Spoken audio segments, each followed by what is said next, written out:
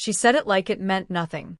"It's just one night," she murmured, sliding her earrings in while refusing to meet my eyes. The same woman who once wept if I went to bed upset now dismissed my silence like background noise. 8 years married. Hannah, 34, beautiful in that quiet, effortless way. I used to joke that her laugh could stop a storm. Lately, it only came when her phone lit up. That night, I sat at the edge of the couch, shoes still on, hands locked together. "Where are you going?" I asked, voice steady. Too steady. "Out," she said, thumbs scrolling. "The girls are doing a reunion thing. You wouldn't like it." A reunion? On a Tuesday. Dressed like she was someone's fantasy instead of my wife. "It's just one night," she repeated, like the words could charm away my doubts. But something in me, something I'd ignored for months, finally answered back. I stood. "Then make this your last night here." Her head jerked up, confusion clouding her face. "What?" "You heard me," I said quietly. "If walking out that door means more than staying with me, then go. Just don't come back pretending this place is still home." The air froze.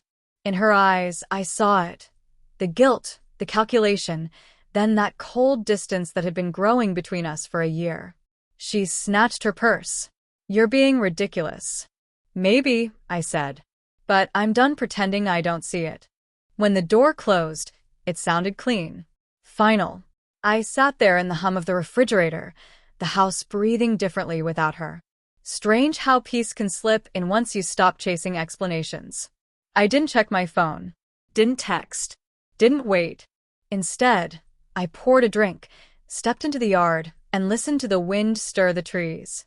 The night felt honest for the first time in months. At 2:17 a.m., the front door creaked open. Her heels clicked softly, guilty steps. I didn't move. She peeked into the living room and froze when she saw me there, glass half empty, eyes unmoved. "You're still up," she whispered. "I figured you'd want to pack." Her eyes widened. "Ethan, stop. You're overreacting. It was just a night out." I smiled faintly. "Yeah, that's what you said." She looked away, searching for excuses. "You don't even know what happened." "I don't need to," I said. "I just know it doesn't happen anymore. Respect, honesty, effort." She sank into the couch like she could still reach the version of us we used to be. But that version had been dying quietly for a long time. "Do you really think I'd cheat on you?" she asked, voice trembling in a way that sounded practiced. I studied her before replying. "I think you already left, Hannah. You just haven't packed yet." She winced because it was true. She tried to argue, to explain, but her phone lit up again. A name I didn't know. She turned it face down. Silence followed, the kind that says more than words ever could. I stood. "You can stay until morning. After that, my brother will come help you move your things." "Ethan, please."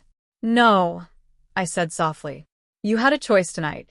You just didn't realize what it would cost." Tears welled, but I didn't look away.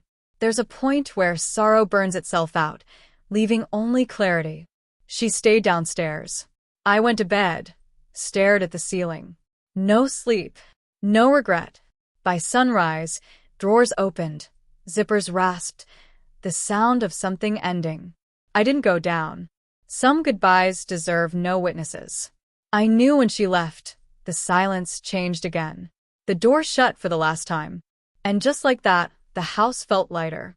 For the first time in years, the morning didn't smell like her perfume, or the burnt toast she always forgot in the toaster. It smelled like nothing, and somehow that was better. I made my coffee the way I used to before our lives tangled together. Black. No sugar. Bitter but honest. The quiet felt heavier than I expected, but it was clean, uncomplicated. No polite chatter, no fragile peace built on eggshells. Just me, a table, and a truth I'd dodged for too long. I didn't text her.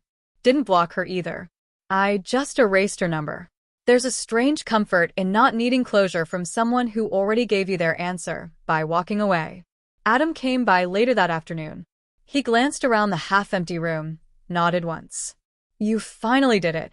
"Yeah," I said. "Guess I did." He didn't ask what happened. He never needed to.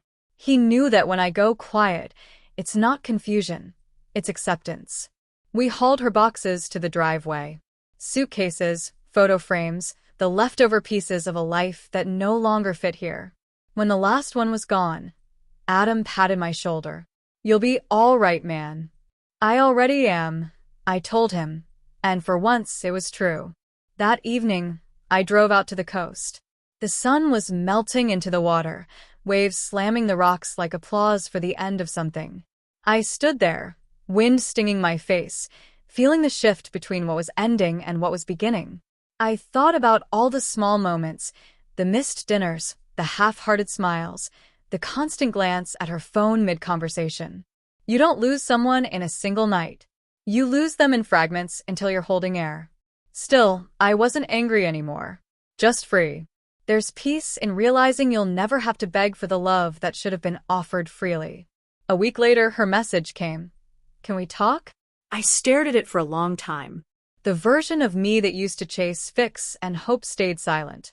"There's nothing left to talk about," I replied. A pause. Then another text. "I made a mistake." Maybe she did. Maybe she didn't.